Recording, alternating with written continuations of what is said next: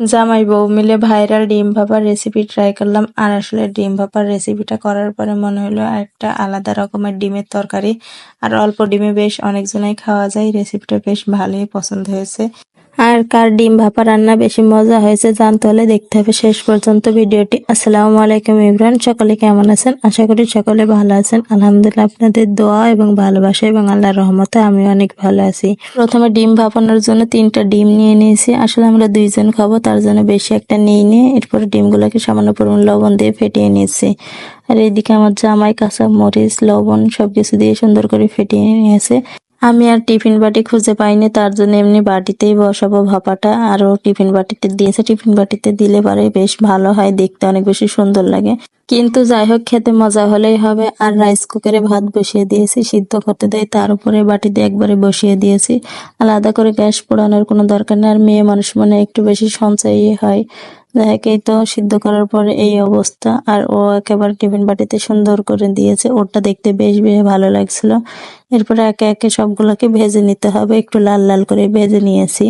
ভেজে নিলে পরে এটা থেকে একটা অনেক সুন্দর একটা ফ্লেভার আসে, বেশ ভালোই লাগে। আর নতুন আলু দিয়ে রান্না করব, তার জন্য আলুগুলোকেও সুন্দর করে ভেজে নিচ্ছি। আসলে সেম সেম রান্না করছি, দুইজনের রান্না তো আলাদাভাবে দেখানো যায় না, তাই ছোট ছোট ক্লিপ নিয়েছি দুইজনেরই। এরপর আলুগুলোকে একটু নেড়ে ছেড়ে ভাজা ভাজা হয়ে আসলে পরে লাভিয়ে নেবো। আর এরপরে মশলা তৈরি করে নেবো, তার জন্য আদা রসুন মরিচ জিরা ধনিয়া কাঠ এলাচ সবকিছু দিয়ে দিয়েছি। এরপরে এটাকে ব্লেন্ডার করে নিয়েছি। এরপর এখানে পেঁয়াজ কুচি দিয়ে দিলাম, পেঁয়াজ কুচিটা একটু লাল লাল হওয়া পর্যন্ত ভেজে নেবো। এরপরে বেটে রাখা মশলাটাকে দিয়ে দেবো। এইখানে আমি সব বাটা মশলা ব্যবহার করছি, আর আমার মনে হয় বাটা মশলা খেতে অনেক বেশি ভালো লাগে গুঁড়া মশলা থেকে। এতে এরপর এর ভিতরে লবণ আর হলুদ দিয়ে নিয়ে এরপর এটাকে সুন্দর করে মশলাটাকে কষিয়ে নিতে হবে। মশলাটা যত সুন্দরভাবে কষানো হবে তরকারিটা খেতে তত বেশি ভালো লাগবে। এইখানে একটু কাঁচা মরিচ পেস্ট করেও দিয়ে দিলাম। আসলে আমি ঝাল অনেক বেশি পছন্দ করি, তাই ঝালের পরিমাণটা একটু বেশি দিয়েছি। আমার মশলা কষানো হয়ে গেছে, মশলা থেকে যখন তেল উঠে আসবে তখন ভেজে রাখা আলুগুলাকে দিয়ে সুন্দর করে কষিয়ে নেব। এর ভিতরে ডিমগুলাকে দিয়েও সুন্দর করে কষিয়ে নিচ্ছি। আসলে অল্প ডিমে অনেকজন খাওয়া যাবে, আর ডিমের এই রেসিপিটা মনে হলো অন্যরকম। ডিমটা খেতেও বেশ ভালোই লাগছে, এইভাবে রান্না করে খেলে বেশ ভালোই লাগবে। আর এই রান্নাটা যে আমি কত জায়গায় দেখেছি, তার জন্য দুইজনা কম্পিটিশনে লেগে পড়েছে, দেখি কারটা বেশি ভালো লাগে।